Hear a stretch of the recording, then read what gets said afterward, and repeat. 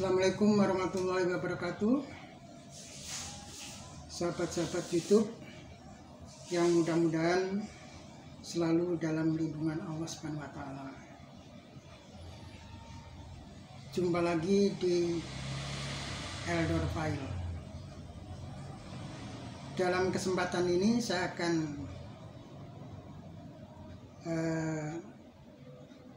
memaparkan tentang bagaimana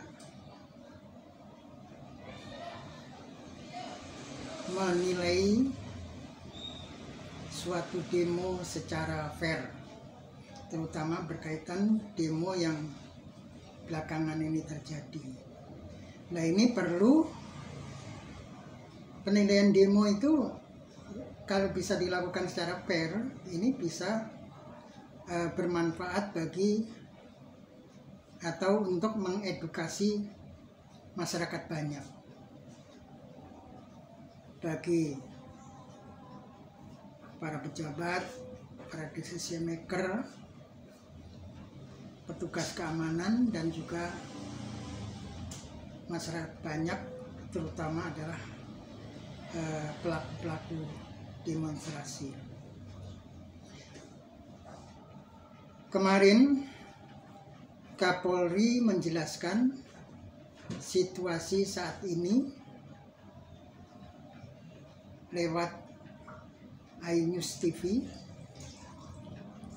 yaitu tepatnya pada hari Sabtu sekitar jam 15:15. Kapolri menilai bahwa demo berjalan tidak sesuai dengan aturan, sehingga terjadi tindak anarkis. Secara umum banyak komentator yang mengatakan sama seperti itu dan menyayangkan terjadinya anarkisme. Penilaian semacam itu dapat dimaklumi karena secara umum orang memiliki kemampuan terbatas untuk melihat masalah itu hanya masalah yang muncul di permukaan saja. Padahal hakikat suatu masalah itu seperti gunung es yang muncul di permukaan. Jadi masalah yang kasat mata itu cuma kecil, cuma sedikit. Masalah yang sebenarnya itu ada di bawah permukaan. Ini jauh lebih besar. Nah, ini tidak bisa masyarakat melihat masalah yang, atau masyarakat secara umum atau orang secara umum tidak bisa melihat masalah yang sebenarnya yang berada di bawah permukaan ini.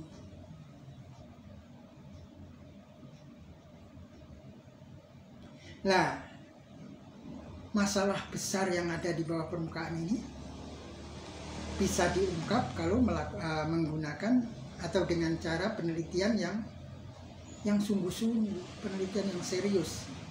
Itu baru bisa mengungkap masalah yang ada di bawah permukaan. Melalui video ini saya ingin memberikan gambaran sederhana. Jadi bukan penelitian, ini gambaran sederhananya bagaimana cara melihat suatu demo.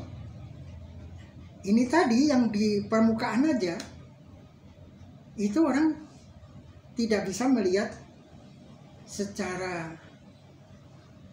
ya taruhlah ini sebenarnya juga nggak terlalu holistik. Kalau holistik itu ya yang di permukaan, yang di bawah tadi. Tapi ini setidak-tidaknya lebih fair, yaitu menyoroti semua unsur atau pihak-pihak yang terlibat dalam demo. Nah, sekurang-kurangnya ini ada 3 pihak yang terlibat dalam sebuah demo. Yang pertama, pendemo. Yang kedua, polisi atau pihak keamanan. Kemudian yang ketiga, sasaran demo. Ini agar fair, 3-tiganya itu harus disorot semuanya. Nah, misalnya pihak pendemo ini pertama dilihat. Nah, biasanya di Indonesia ini pendemo itu ada persyaratan izin atau pemberitahuan. Saya nggak tahu persis. Itu persyaratan-persyaratan yang ditentukan oleh government, itu harus dilihat. Dan ini persyaratannya itu juga harus dilihat, ini persyaratannya. Persyaratannya ini fair apa enggak? Persyaratan itu kan sering lebih merupakan perjanjian sepihak. Seperti kalau kita naik kendaraan umum jarak jauh, itu misalnya ada di tiket itu ada perjanjian sepihak. Barang hilang bukan tanggung jawab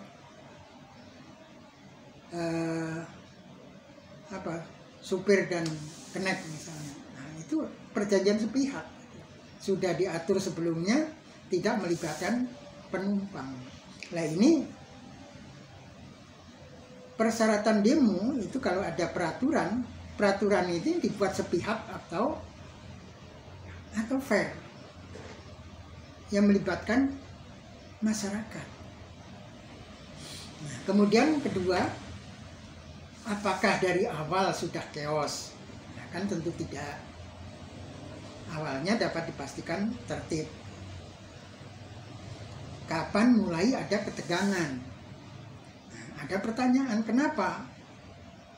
Nah, biasanya mau masuk halaman tempat sasaran saja, pintu gerbang sudah ditutup dan dijaga pagar betis oleh polisi, sehingga pintu gerbang harus dirobohkan oleh pendemo. Nah, ini kan sudah mulai terjadi pengerusakan. Nah, ini kalau misalnya digolongkan anarkis, apa sebabnya? Terus ini sebenarnya salah siapa? Selanjutnya, pintu gedung juga sama, ditutup, dipagar betis. Akibatnya pasti terjadi dorong-dorongan dan akhirnya pintu didobrak. Apakah ini lalu dinilai anarkis? Apa sebabnya? Nah, itu harus jelas. Nah, kemudian setelah masuk ke dalam gedung, mau dialog, yang diajak dialog ngumpet.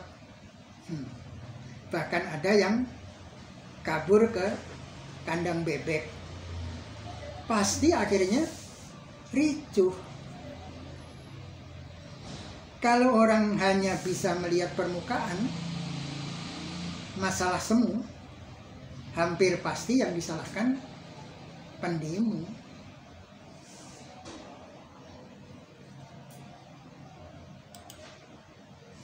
Nah, kemudian yang kedua, pihak keamanan. Nah, ini yang terpenting, polisi dan juga pejabat-pejabat decision maker, terutama yang memerintahkan polisi, ini harus tahu bahwa demonstrasi itu adalah hak konstitusional. Jadi nggak boleh dihalang-halangi. Kemudian polisi harus tahu tupoksinya. Polisi itu sebagai aparat negara harus netral.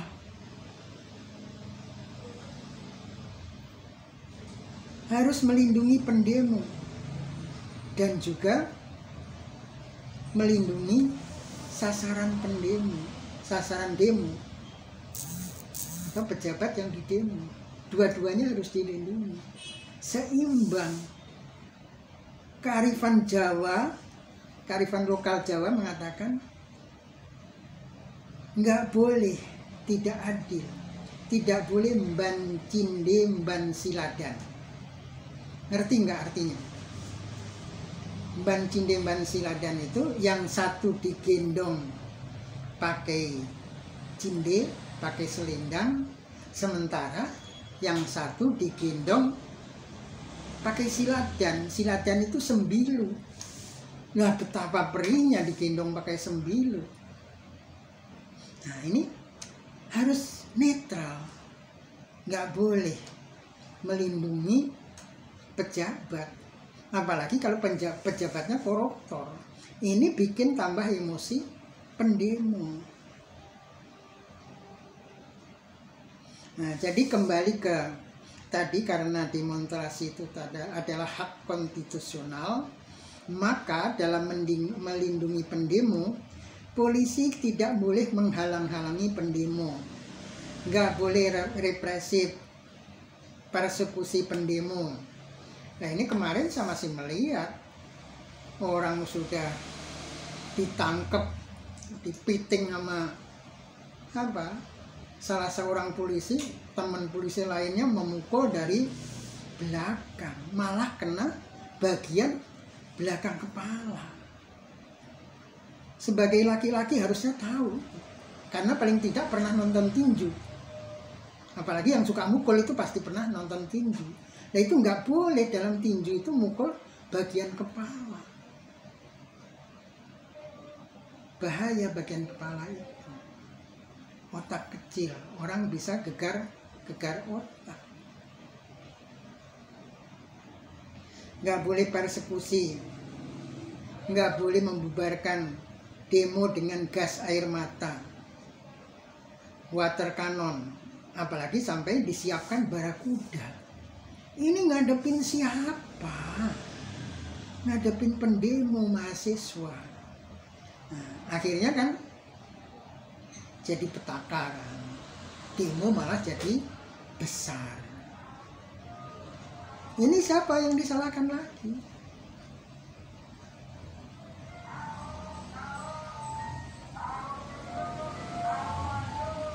Nah, biasanya orang Indonesia itu jangan mencari kesalahan orang lain. Nah, kalau memang salah, nggak dicari salahnya gimana? Kan untuk mengetahui kebenaran itu ya, yang salah juga harus dicari.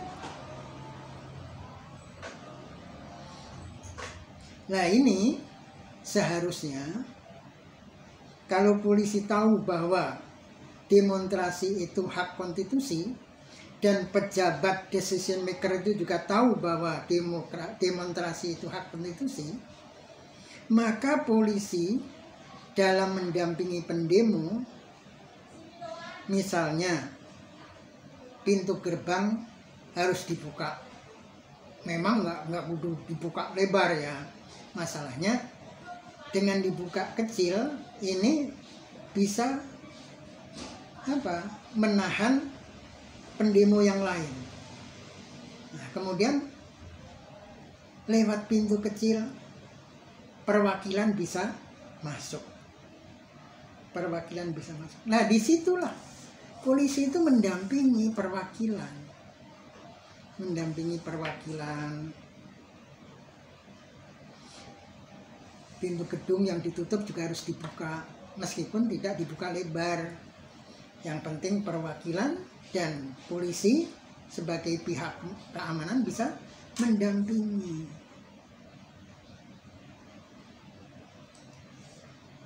Dipersilakan masuk untuk menjaga ketertiban itu tadi. Maka yang boleh masuk hanya perwakilan, yang lain jaga-jaga di luar.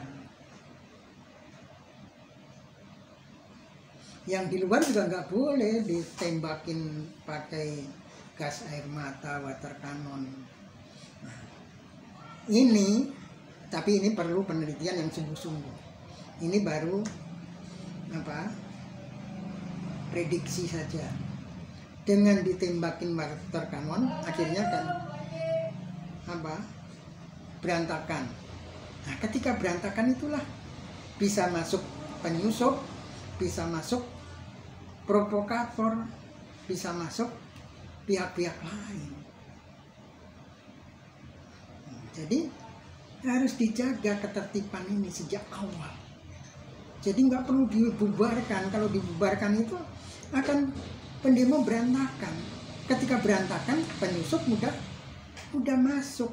Inilah yang harus pejabat decision maker dan aparat keamanan itu harus arif.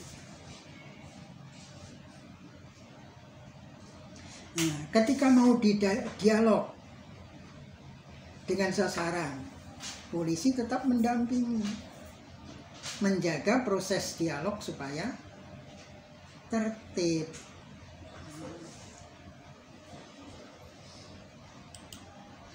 Nah, kemudian pihak sasaran demo.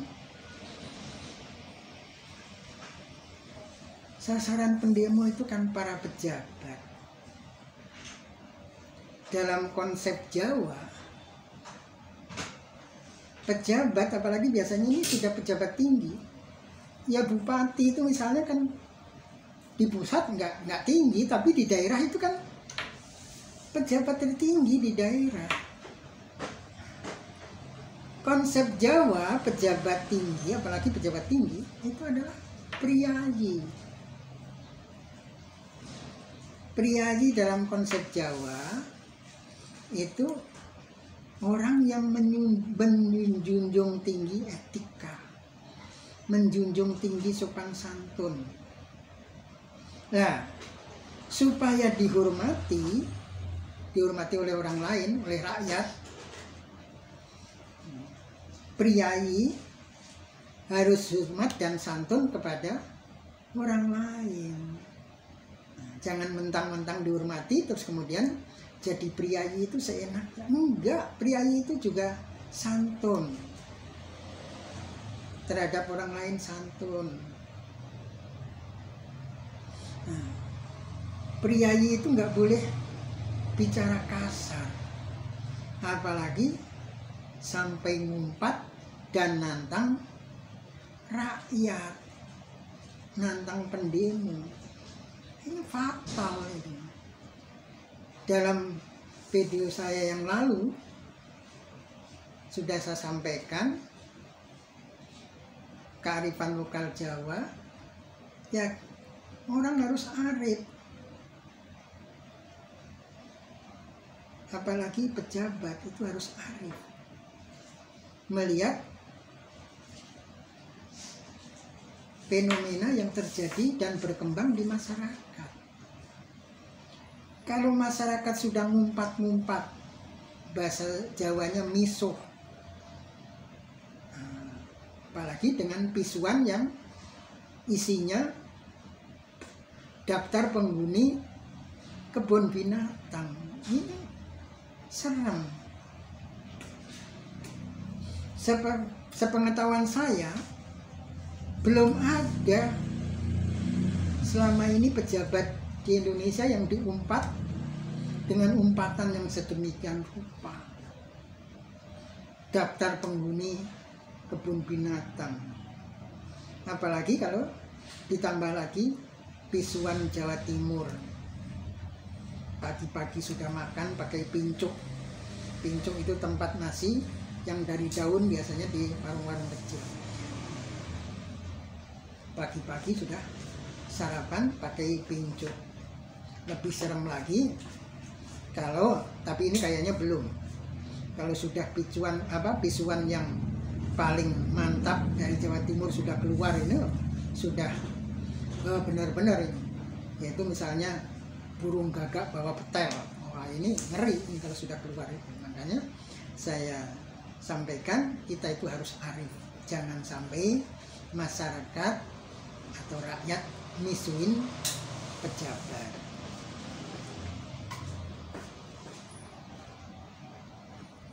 Nah, kalau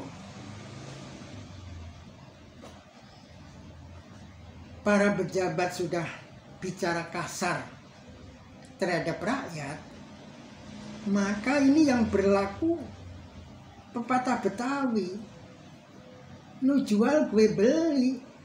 Nah, itu orang Betawi kalau sudah marah begitu. Ini harus dipahami itu. Jadi pejabat itu, apalagi kalau pejabat nasional, tingkat nasional itu harus tahu kearifan lokal di masing-masing daerah. Bukan hanya Jawa saja, tapi Betawi. Orang Betawi itu kalau sudah lu jual, gue beli. Nah, itu sudah artinya pejabat ngomong kasar itu banyak gudangnya, nggak usah beli, ladenin. Jadi baru kali ini saya menyaksikan bahwa priai atau pejabat tinggi dipisuin rakyat menggunakan daftar penghuni kebun binatang. Nah, jadi santunlah kepada rakyat, hormatin mereka. Para pejabat dan aparat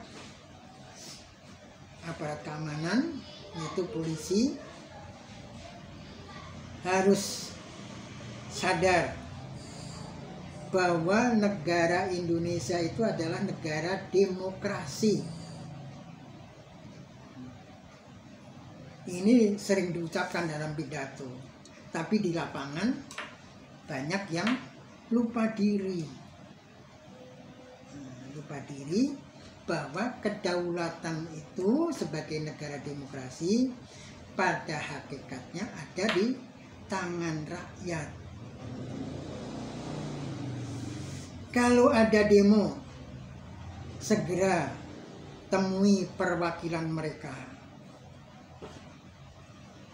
dengan didampingi polisi. Nggak usah pakai lama, nggak usah nunggu keos. Nah, contohnya Bupati Pati mau menemuin pendemo, nungguin keos, meskipun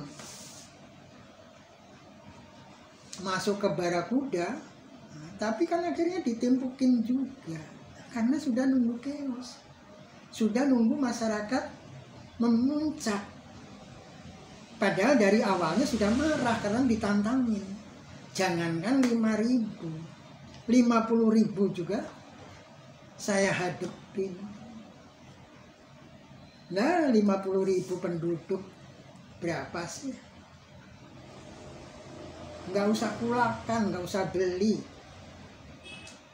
tinggal dipanggil. Dan ini juga itu tadi yang saya katakan bahwa pejabat itu harus tahu kearifan lokal masyarakatnya. Kalau tingkat daerah, tingkat nasional harus tahu kearifan lokal seluruh negeri. Kalau pejabat daerah kearifan lokal di wilayahnya. Lah bupati-pati ini nggak tahu kearifan lokal penduduknya. Dia nggak tahu di wilayah Pati itu ada orang Samin. Orang Samin itu jangankan pejabat sekarang, zaman Belanda aja dia berani membangkang terhadap pemerintah Belanda. Padahal mereka cuma masyarakat petani. Ini nggak boleh direndahkan. Ini terbukti. Ditantangin, lu jual, gue beli, minta 50.000, barangkali didatangkan bisa 2 kali lipat atau 3 kali lipat.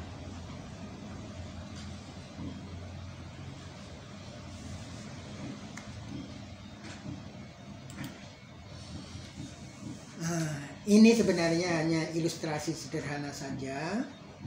Mudah-mudahan dapat mengedukasi semuanya, baik bagi pendemo, aparat keamanan, dan para pejabat, terutama decision maker.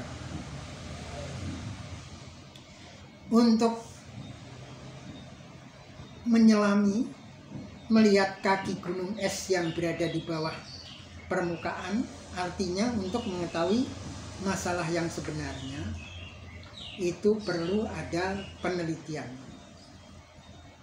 Dan di bawah permukaan inilah keberadaan para penyusup, penunggang, pengacau, provokator kerusuhan. Ini harus menggunakan penelitian yang sungguh-sungguh, bukan penelitian kaleng-kaleng yang biasa dilakukan oleh kantor-kantor yang cuma beberapa hari. Nah, ini nggak ketemu. Ini harus penelitian serius. Ya cuma negara kita kan governmentnya itu kan penelitian itu cuma lip service saja, cuma bibir merah aja biar ketahuan cantik bahwa negara Indonesia juga punya peneliti, ada penelitian. Tapi ya tolong bandingkan, kalau cuma bargaining antara peneliti dengan pejabat, itu biasanya ya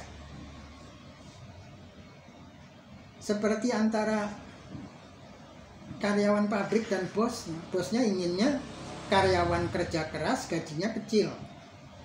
Kalau karyawan pengennya ya kerja ringan, gaji besar. Cuma tarik-menarik itu. Tapi ya supaya fair, bandingkan dengan negara lain. Penelitian itu seperti apa manajemennya. Nah, jadi saya juga nggak mau berdebat dengan pejabat di Indonesia yang terjadi seperti karyawan pabrik dengan bosnya. Jadi ada penelitian yang sungguh-sungguh untuk bisa menemukan masalah yang sebenarnya yang ada di bawah permukaan. Jadi ya sebenarnya kurang elok kalau ada yang mengatakan demo ini pasti ditunggangi oleh pihak-pihak tertentu. Enggak enak. Penelitian dulu, baru mengatakan.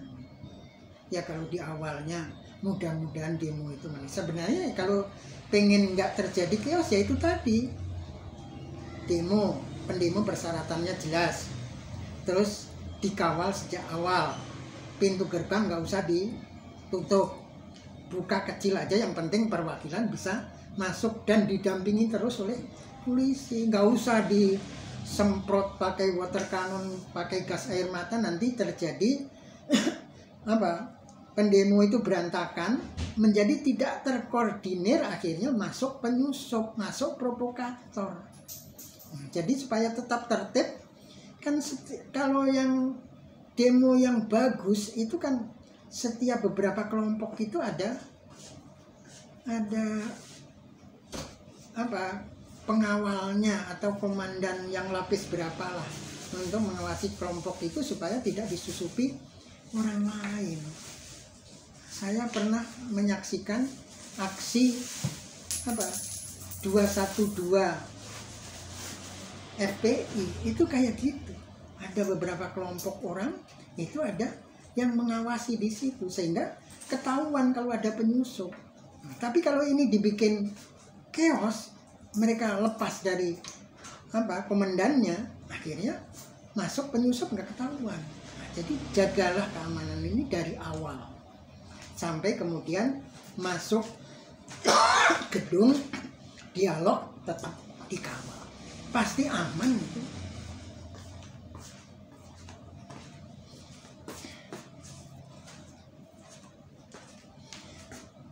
Jadi itulah untuk mengetahui